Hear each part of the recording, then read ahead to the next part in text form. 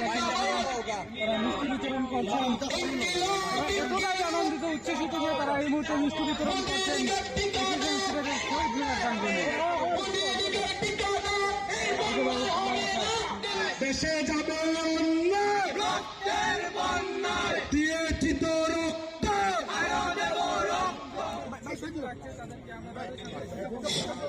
আমরা অবশ্যই খুশি হয়েছি এবং শুধু আমরা আজকে পুরোপুরি আমরা খুশি হতে পারবো না।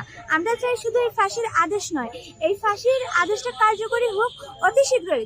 আমরা বিলম্ব মানব না, অতি শীঘ্রই তাকে ভারত থেকে বাংলাদেশে এনে জনগণের সামনে যাতে ফাঁসি দেওয়া হয়। আন্তর্জাতিক অপরাধ ট্রাইব্যুনাল যে রায় দিয়েছে সেটার প্রতি আমরা আন্তর্জাতিক অপরাধ ট্রাইব্যুনালের বিচারপতির প্রতি আমরা শ্রদ্ধা জ্ঞাপন করছি এবং শেখ হাসিনার যে ফাঁসিটা হয়েছে সেটার জন্য কি পরিমাণ যে আনন্দ হচ্ছে তা বলে বোঝানোর মতো না। শুধু আমরা তো খুশি, সারা দেশবাসী খুশি। আজকে এইটা অনুভূতি প্রকাশ করার মতো না।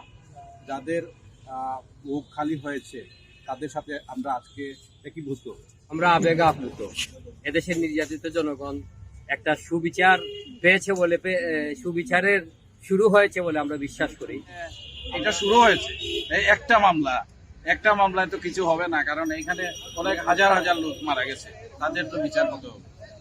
শুরু হয়েছে, আপনারা দেখেন, অবশ্যই এই দেশে ন্যায় বিচার প্রতিষ্ঠা হবে। তো আমার উদারত আহ্বান থাকবে দ্রুত এই রায়টা যেন কার্যকর করা হয়।